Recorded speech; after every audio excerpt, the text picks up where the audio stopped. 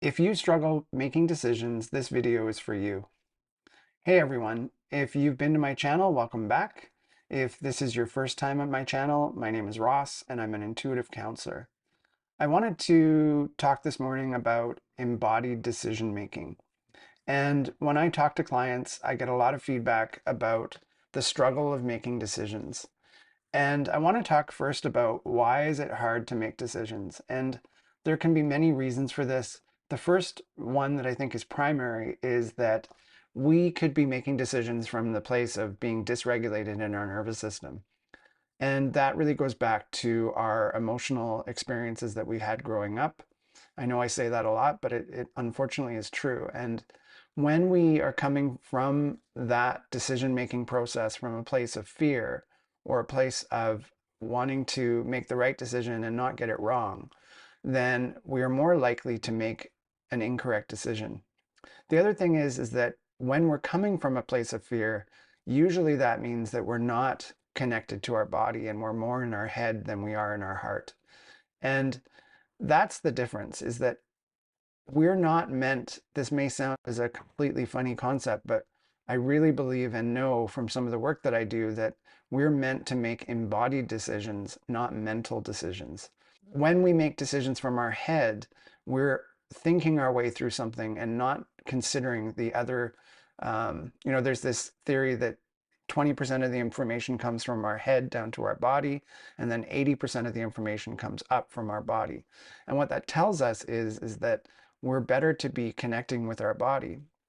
But emotional trauma disconnects us from our body.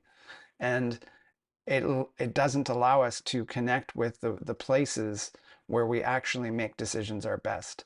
And we're also told in society that the best way to make decisions is from our head and to think our way through it and evaluate the pros and the cons. And the truth is that our body knows.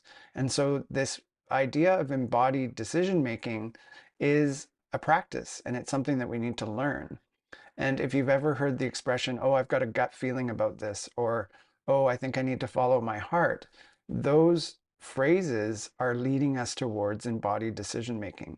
And that is the shift that we need to make. And when we do make decisions from our body, chances are that we're more in alignment, we're going to feel more in integrity, and we're going to feel better about the outcomes. And when it comes to self-love and self-care, making good decisions is really important because it eliminates a lot of the stressors that can occur when we're making decisions that aren't aligned.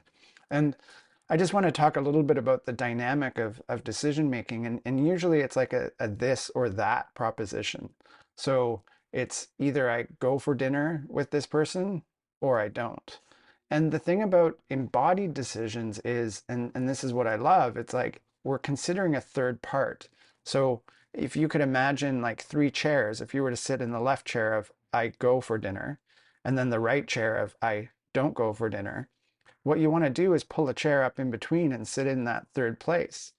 And that third place is about taking those two polar opposites and bringing them together out in front and allowing space for a third awareness to pop up.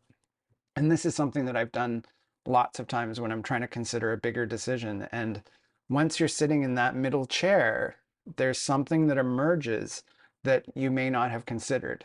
And notice my hand movements. It's like something that emerges. It's from the bottom up. It's something in our body when we get still and we allow all of the information to become part of that decision. A third option usually shows up. And that option might be going for breakfast the next day instead of going for dinner because there's certain things going on that don't really line up with doing that tonight.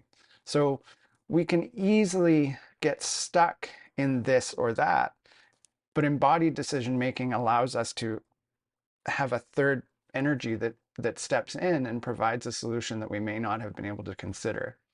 Now, is this easy?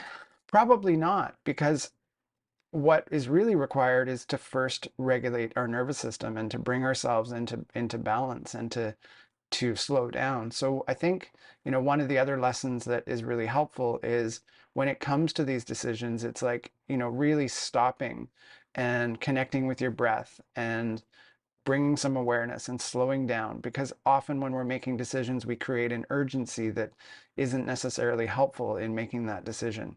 So slowing down is super important. Connecting with our breath. The cool thing about our breath is that it's always with us. We can't leave it at home, can't forget it. It's always there as a tool. And all we need to do is take that deep breath and lengthen our out breath, repeat that a few times, and eventually our heart rate starts to drop and we will be more in a calmer state. And these are the things we have to practice in order to come into alignment in different ways. So embodied decision making really comes from that place of slowing down and trying to get an answer from a different place. So I think I'm going to leave it there. Hopefully there was some things that inspired you, or some ways of being that might not have been in your awareness.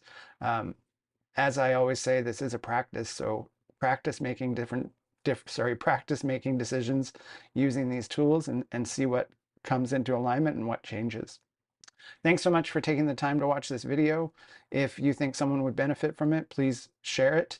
If you have a topic that you'd like me to share in the future, please put that in the comments. If you're interested in my offerings, you can visit my website, which is in the description. And as always, wishing you unconditional love, and I'll see you again next time. Bye for now.